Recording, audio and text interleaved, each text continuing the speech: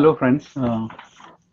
So let us now start with a new module, which is part of the Advanced Bank Management, Unit number 21.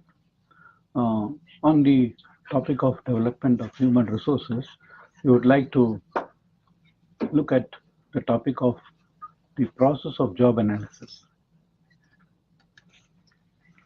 As a brief introduction, my name is Paul, and I'm part of the Suryodaya Small Finance Bank right now. Prior to this, I was heading the learning and development at L&T Financial Services, and before that, I was with Axis Bank, and prior to that, with Central Bank of India. Now, on the topic of job analysis, uh, which is part of development of human resources, uh, the salient points which we have to keep in mind uh, on the topic of job analysis would be that job analysis is studying and collecting information related to a job. It provides information related to job description and job specification. These are two key elements on the topic, job description and job specification. Now, job specification lists out the activities in terms of what, how, and why the job is to be done. So it's all about what, how, and why the job is to be done. And job specification is about the minimum acceptable level of knowledge, skills, and other attributes necessary to perform the job. So there is a need to define the process of conducting job analysis as part of the discussion, which should be scientific, should be transparent, objective, and based on concrete data and information.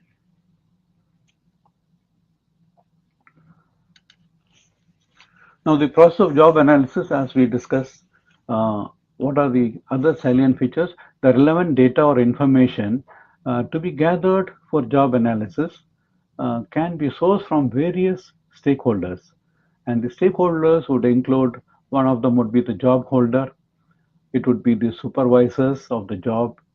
Also, we do take in financial services and banking, particularly, we also take feedback from customers and also experts who are job analysts. Now, perspectives, sorry, of a professional practitioner are also very vital for meaningful analysis and conclusion.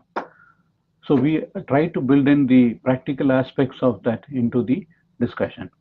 Now, as a job holder, what would be the contribution? The job holder can share experiences, which would be direct knowledge relating to each activity, relating to the job. That would include resource requirements and constraints. So we look at not just the resource requirements, but also at the constraints. The same can be validated through other sources.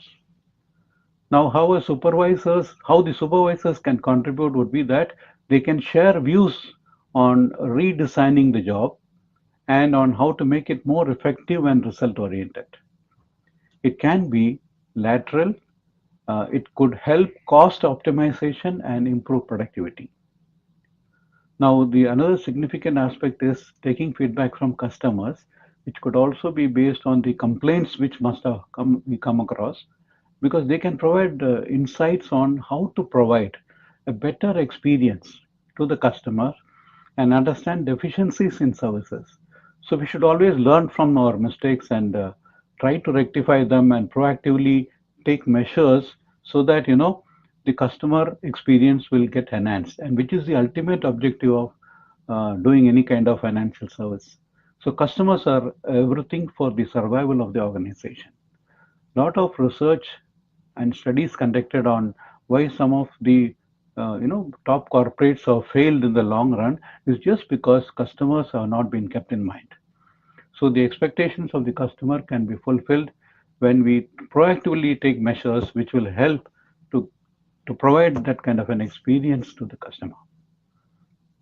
There are also experts who are trained job analysts, which could be by qualification or by experience, who can help us in validating the information or data.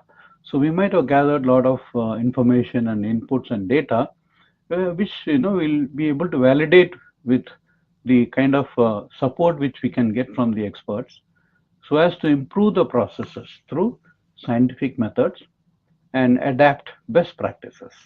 Adaptation is very, very essential in a changing scenario, and that is an integral part of the change management, which we'll have to continuously initiate so as to bring out the best. Now, experts can also help to facilitate the required change management initiatives.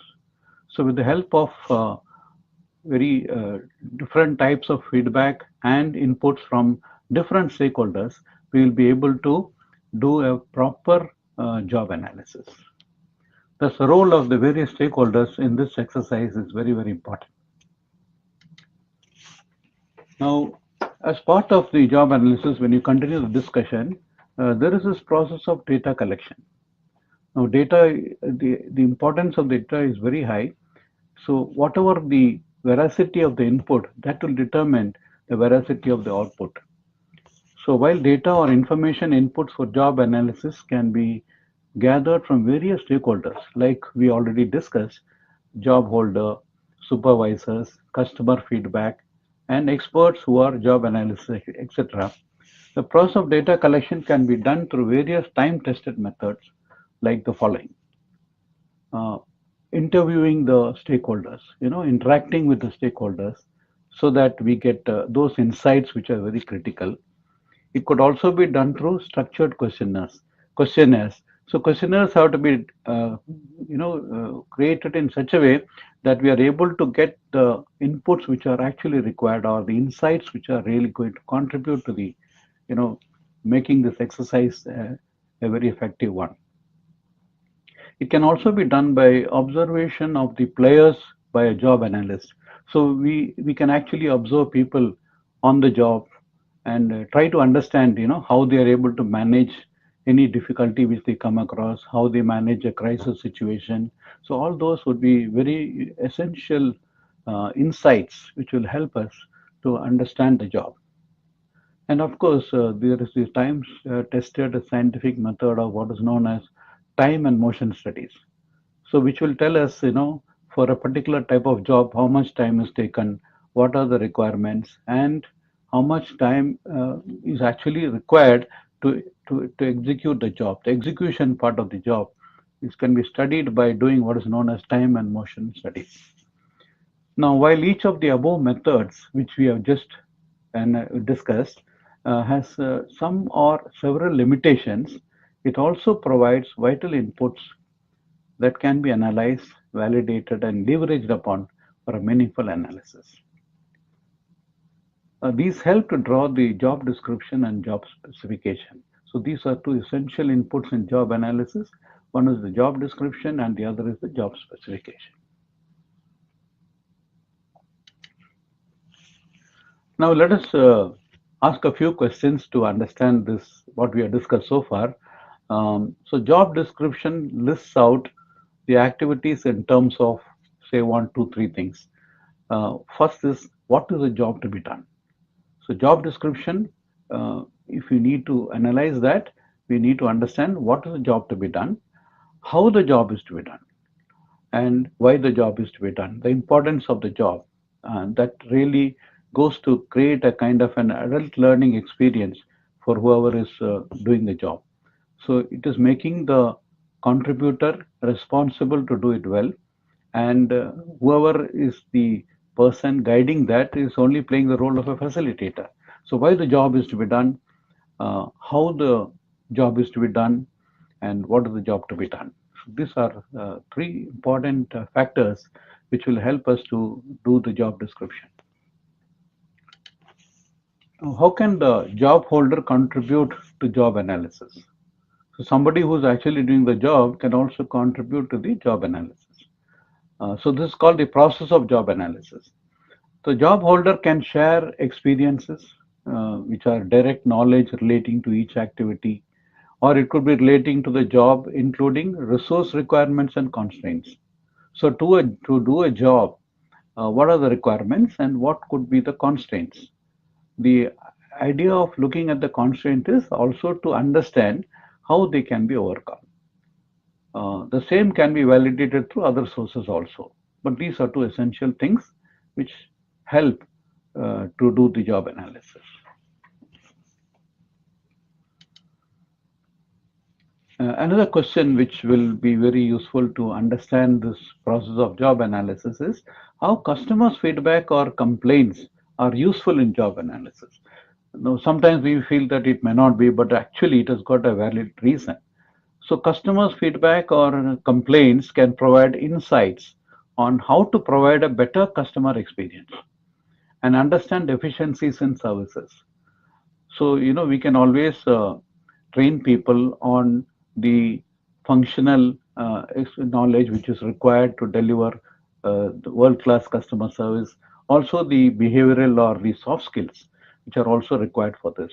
So, customers are everything for the survival of the organization. As we have already discussed, whatever we do is for the in the interest of the customer who the customer is the main stakeholder in the progress of the organization, and only if customers come to us we have a place to stay there.